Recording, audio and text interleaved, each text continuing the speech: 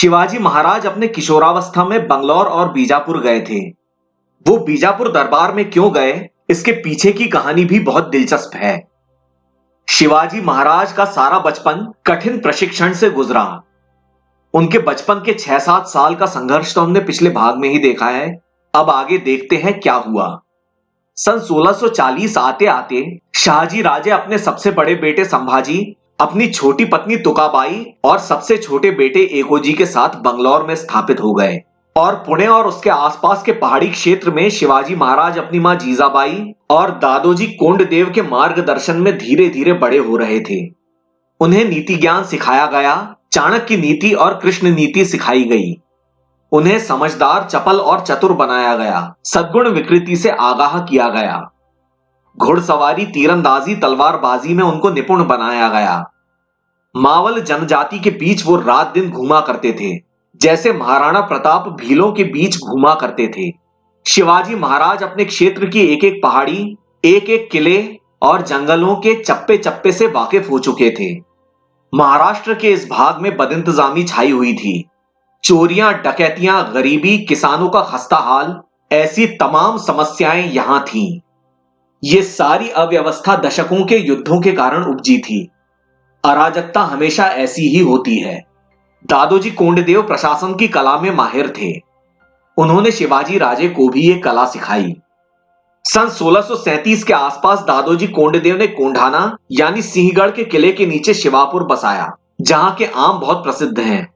उन्होंने पाया कि खेती का नुकसान इसलिए हो रहा है कि पहले ही जमीन कम उपजाऊ है, फिर काफी फसल जंगली जानवर खा जाते हैं, अधिकांश उपज चोर डकैत लूट लेते हैं और बचे खुचे पर आदिल शाही के भ्रष्ट अफसर मनमाना कर वसूल करते हैं, अय्याशी करते हैं।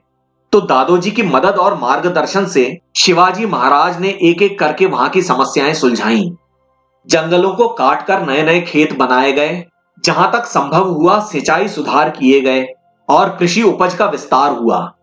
अनाज के अलावा फलों के उत्पादन को भी बढ़ावा दिया गया, जैसे आम, अनार, इमली, आंवला वगैरह, जो बंजर जगह पर आसानी से उग सकते थे।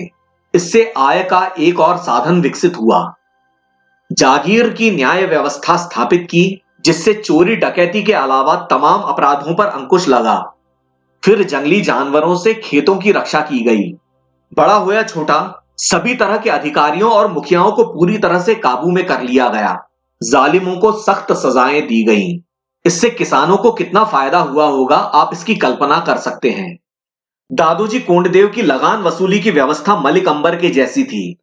खेतों का वर्गीकरण पैदावार के हिसाब से होता था और कुल उपज का 1/3 हिस्सा लगान के रूप में लिया जाता था। जंगली जानवरों से खेत बच गए, डाकुओं से अनाज बच गया, मनमाने कर में कटौती हुई, जनता सुख का अनुभव करने लगी। इससे राजस्व भी बढ़ा और शिवाजी महाराज की लोकप्रियता भी। सह्याद्री की इन वादियों में इस प्रकार की आर्थिक प्रगति की किसी ने भी कल्पना नहीं की थी। शिवाजी महाराज ने ये सारी व्यवस्थाएं अपने तंत्र से की। जाहिर है कि उन्हें इसके लिए काबिल लोग चाहिए थे।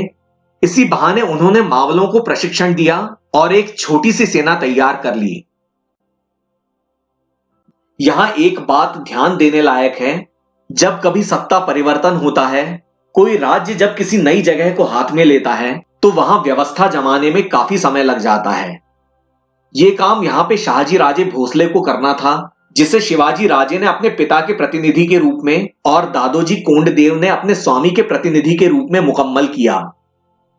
अब यहां पर बारीकी से एक बात समझिए कि बाहर की दुनिया और खुद बीजापुर दरबार को यही दिखाई देता था कि देखो, बीजापुर सरकार ने कितनी जल्दी कितनी अच्छी व्यवस्था कर ली, जबकि इस क्षेत्र के लोगों को यही दिख रहा था कि यह व्यवस्था शिवाजी महाराज ने ही की है।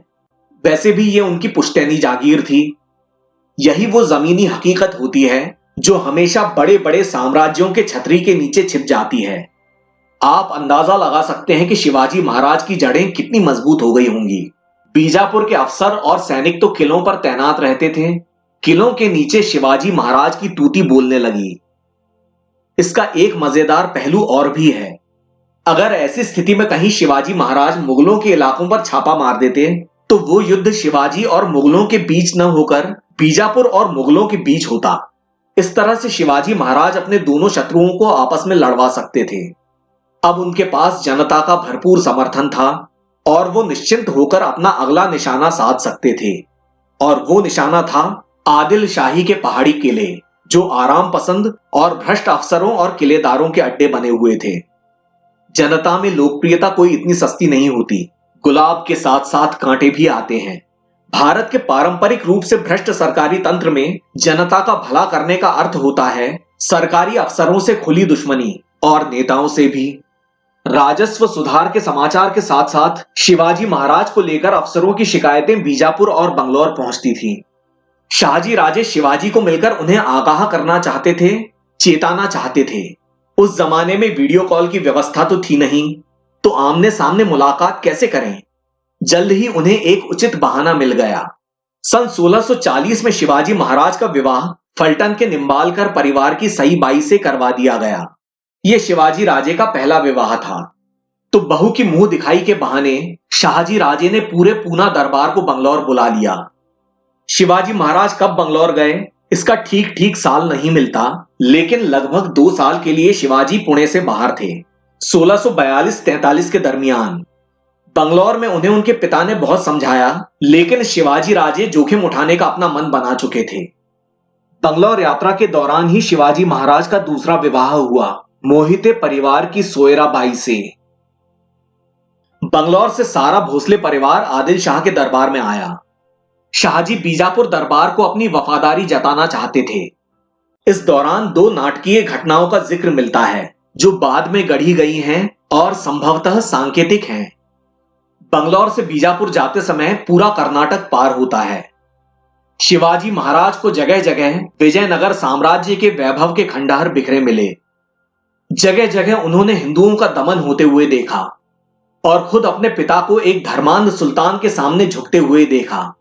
तो ये 2 घटनाएं हिंदुओं की मानसिक दास्ता का प्रतीक हैं। ये मानसिकता आज भी स्पष्ट दिखाई देती है। इस समय विजयनगर साम्राज्य का अंतिम चरण चल रहा था। विजयनगर साम्राज्य के 4 घरानों में से भी आखिरी घराना अराविडु वंश अब अस्त होने जा रहा था। सन 1632 और 42 के बीच विजयनगर सम्राट वेंकट तृतीय का राज चला। उनके बाद श्रीरंगराय तृतीय अंतिम विजयनगर सम्राट बने। उन्होंने बेलूर पर फिर से कब्जा कर लिया और बीजापुर के विरुद्ध मरण मारण का संग्राम करने लगे, और क्षेत्रीय नायक और पालीगार विजयनगर के साथ होते जा रहे थे। जब शिवाजी महाराज कर्नाटक में थे तब श्रीरंगराय तृतीय का संघर्ष चल रहा था। इन सब बातों का भी किशोर शिवाजी के मन पर गहरा असर हुआ होगा। इसके बाद सन 1643 में शाहजी राजे ने शिवाजी महाराज को पुणे के लिए विदा किया। साथ में अफसरों से लैस एक दफ्तर दिया और हथियारों से लैस एक सेना भी। लेकिन शिवाजी महाराज एक चीज और साथ में लेकर आए थे, पक्का इरादा, स्वराज्य का एक मजबूत संकल्प।